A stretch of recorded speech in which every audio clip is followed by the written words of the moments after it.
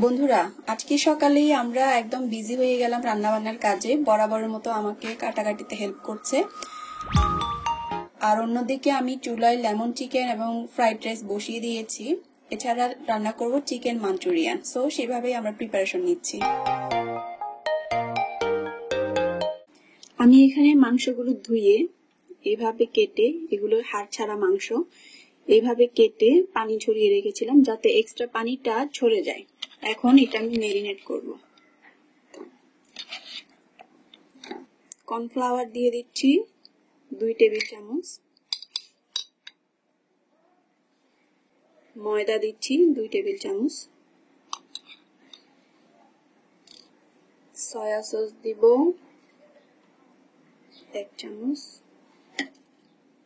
রসুন বাটা 1 চামচ, আর আদা বাটা হাফ চা চামচ দিয়ে দিলাম।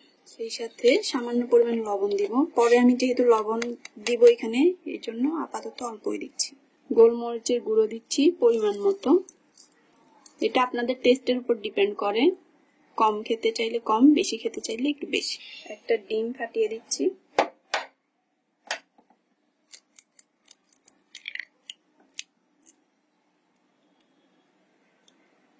এখন এটা আমি মেখে দিচ্ছি।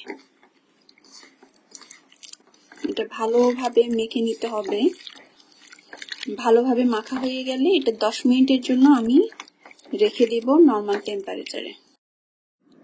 এখন মিডিয়াম আঁচে ম্যারিনেট করে রাখা মাংসগুলো আমি ভেজে নিচ্ছি, আর এগুলো লালচে করে আমি ভেজে নিব।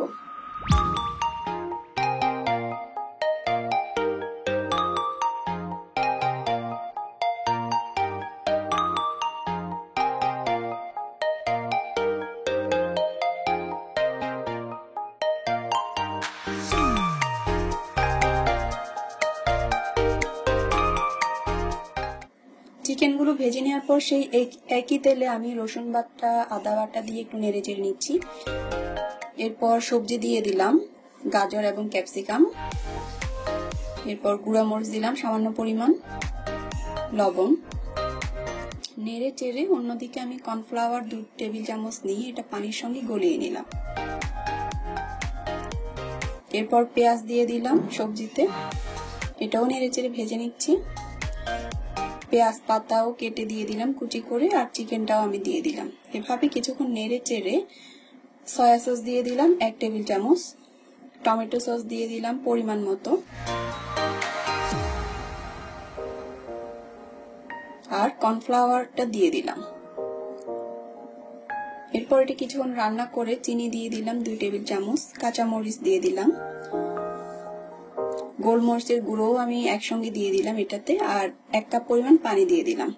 যেহেতু আমি একটু ঝোল রাখবো সেজন্য সেইভাবে আসলে আমি এটা রান্না করছি। আমার রান্না প্রায় শেষের দিকে, রান্না হয়ে গেছে।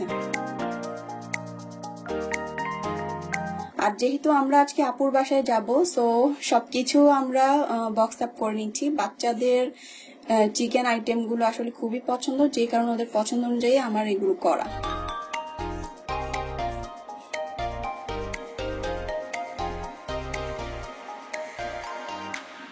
আর ফ্রাইড রাইসে আজকে আমি একটু ফুড কালার ইউজ করেছি, যে কারণে কালারটা অনেকটা খিচুড়ির মতো দেখতে হয়েছে। আসলে বাচ্চারা একটু কালারফুল পছন্দ করবে, যে কারণে আসলে কালারফুলটা দেয়া। সো আপুর বাসার উদ্দেশ্যে রওনা দিয়ে দিলাম। আপুরা আসলে ইন্ডিয়াতে গেছে চিকিৎসার জন্য, দুলাভাই, আপু আর নাজিব। সো ওরা আজকে চলে আসবে। বাসায় নীর, নোভা আছে, আর ওদের সঙ্গে আজকে সময়টা বেশি কাটবে।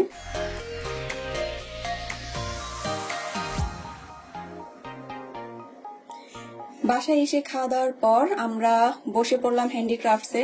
নীরের রুমের জন্য আমরা কিছু স্টার গার্ল্যান্ড তৈরি করব।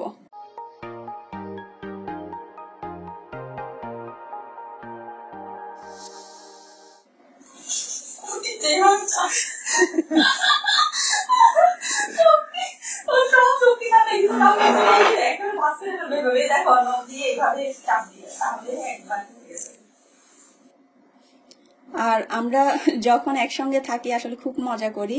আর পিচ্চিরা আসলে আমাদের সঙ্গে যখন থাকে তখন দেখা যায় যে অনেকটা ফ্রেন্ডের মতো আসলে আমরা দুষ্টামি করি, কথা বলি, একসঙ্গে কাজ করি। তো ওদের সঙ্গে সময় কাটাতে আসলে খুব ভালো লাগে। আর নীর তো অনেকখানি বড় হয়ে গেছে, ও ক্লাস 9-এ পড়ছে। ও প্রায় আমার সমান হয়ে গেছে। আর নীরের রুমের জন্য আসলে স্টার গার্ল্যান্ড তৈরি করছি আমরা, একটু ডেকোরেশন করব রুমটা। সো হয়ে গেছে আমাদের স্টার গার্ল্যান্ড তৈরি করা। আর এটা টিউটোরিয়াল আমি নেক্সট উইকে আপনাদেরকে দিব, আজকে দিতে পারলাম না কারণ তাড়াহুড়ো করে তৈরি করা। আপুরা আসার আগে আমরা এই কাজটা কমপ্লিট করতে পেরেছিলাম। আর এটা কমপ্লিট করে আমরা আসলে নাজিফের জন্য অপেক্ষা করছিলাম, নাজিফ কখন আসবে, ওর দুষ্টামি দেখবো, ওর সঙ্গে একটু মজা করব।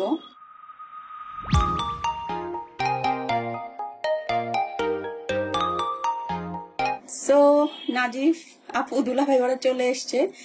নাজিফ এসে ক্ষুধার্ত খেতে বসে গেছে, আর ও খেতে খেতে ওর মামার সঙ্গে দুষ্টামি করছিল। ও আসলে খুবই দুষ্ট একটা ছেলে, কিন্তু খুবই মিষ্টি একটা ভাগ্নে আমাদের। মানে ওর মামা মামির সঙ্গে এত ফ্রি,